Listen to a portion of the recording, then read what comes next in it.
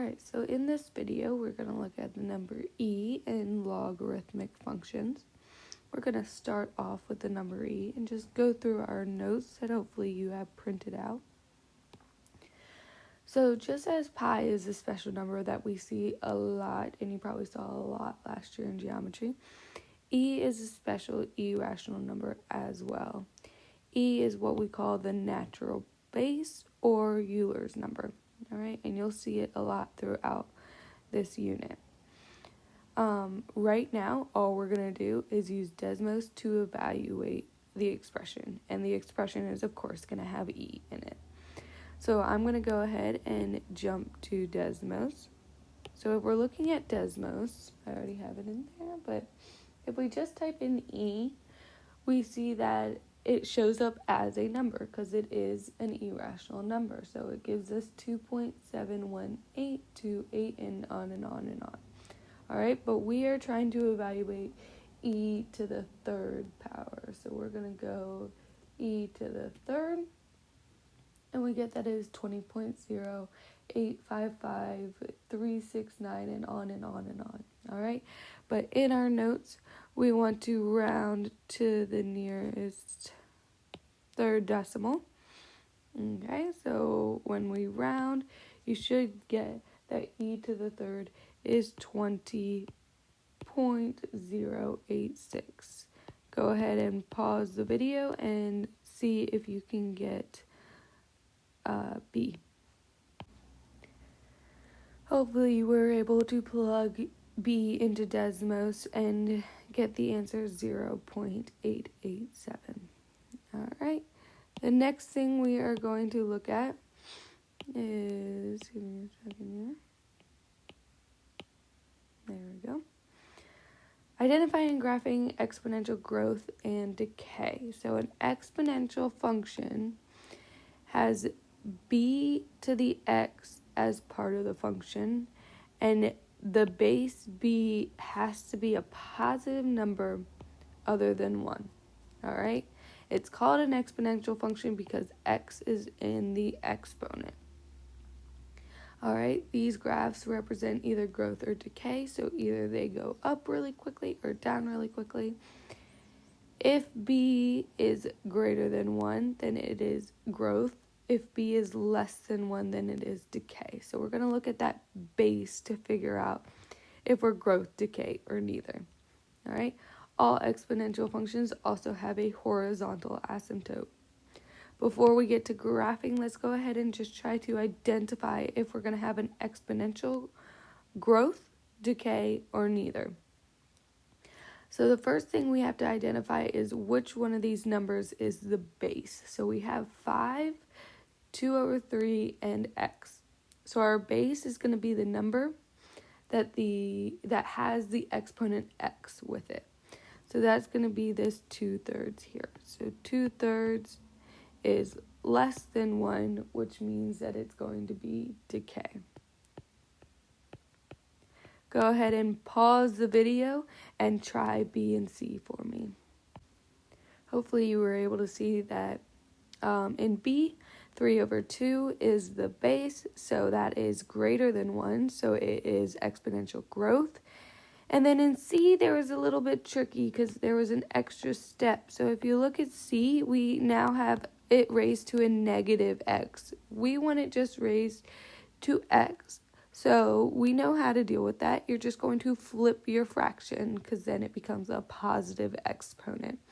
So I flipped my fraction, and that actually gave us that our base is 4/5. 4/5 is less than 1, so that is decay. All right, so now let's look at how we're going to graph these.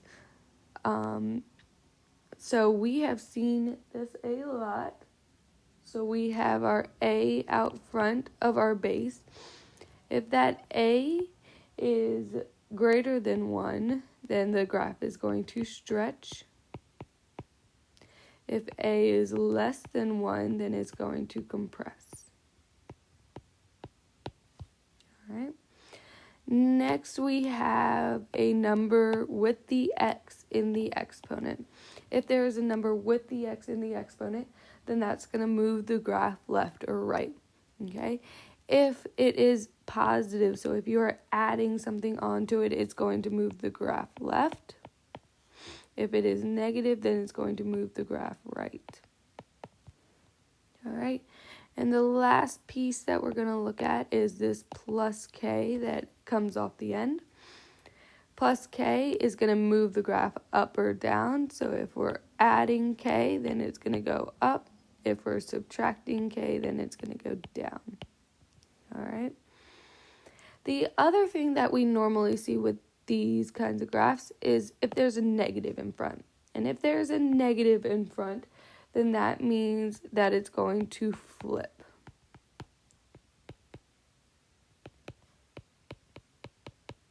All right, so it's going to reflect.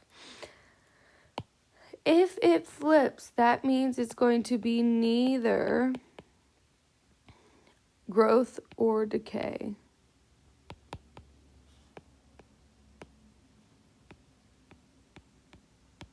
All right, so the first thing you want to check to see if your graph flips, and then you'll be able to see if it is growth or decay. So let's try to graph one of these guys.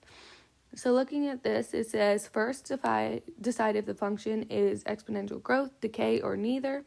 Graph each function and give the horizontal asymptote transformations, domain, and range. So looking at this first one, we have to identify its base to be able to figure out if it's growth, decay, or neither. So we're going to look here at its base, which is 2/3, all right? We also have to check to make sure that this graph is not being flipped, which there's not a negative out front, so we're good to go. So since 2/3 is less than 1, that is going to be decay. All right. Now that we have that it's decay, we're going to go ahead and plug that function into Desmos to get us a table of values. So how we're going to do that is you are going to go to Desmos. You're going to type in your 5 parentheses 2/3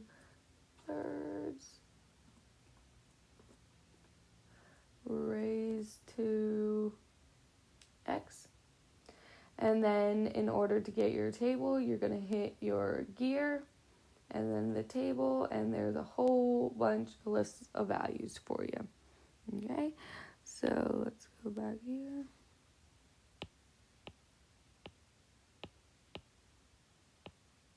There we go.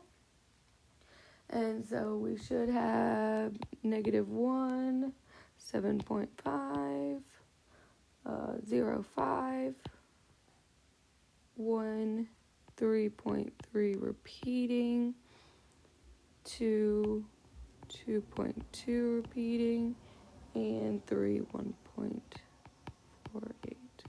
All right. Just like before when we were trying to determine our horizontal asymptote, it's going to be whatever sticks out of the end. So if we're adding or subtracting anything, in this case we are not adding, subtracting anything, so we're not moving our graph up or down. So our horizontal asymptote is just going to be y equals 0. And I'm going to go ahead and graph that on my graph. And a dotted line, of course, and then I'm going to go ahead and put my points on. So I have -1, 7.5, 0.5, 1, 3.3, 2, 2.2, and 3, 1.5. So it's going to look something like that. All right.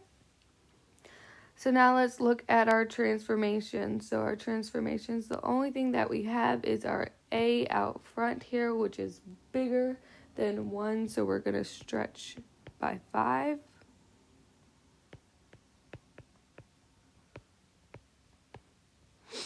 Next, we're going to look at domain and range. So our domain, we look at our x-axis, and we're looking from left to right. We're actually going to hit all of those values. So that's going to be -infinity to infinity, because this guy is going to continue going left, even though very slowly. All right, and then obviously this guy is going to continue going right. Next, we have the range. So looking at up and down.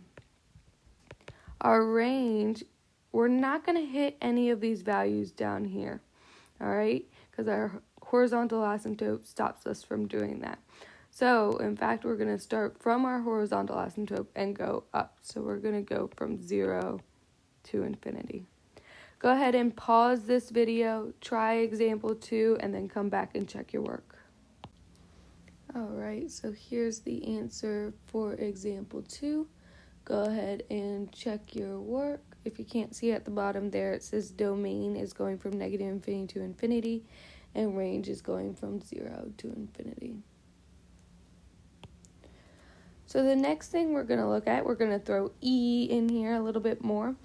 And it's the same idea, except now we're dealing with a natural base. So instead of looking at a base of a number, we are now looking at a base with e as it. All right, so we're looking at a base of e. Whenever we're looking at a base of e, we can't determine if b is less than 1 or greater than 1. So we have to look at r. And r is just going to be the coefficient of our exponent, okay? So looking at that coefficient, if the coefficient is greater than 0, it's going to be growth. If the coefficient is less than 0, then it's going to be decay. So we're no longer looking at the base and seeing if it's greater than 1 or less than 1. If e is the base, then you want to look at the exponent. So let's give these first two a try. So we're looking at a here. So we want to look for our coefficient. Our coefficient is -4. -4 is less than 0, so that means we are going to decay. Over here, again, we have e as the base, so we want to look at the coefficient. The coefficient is 2. 2 is greater than 0, and so it's going to be growth. All right. So now let's get to graphing these. We're going to graph these exactly the same as we would before. So looking at this first one, we have e to the x plus 3. So that is a natural base, so we need to look at the coefficient, but it doesn't have a coefficient. Whenever it doesn't have a coefficient, we know that it's going to be 1, and 1 is greater than 0, so that means we are going to have growth. Alright, so then you go to Desmos and you find your table. So you guys know how to do that by now, so I'm just going to fill it in.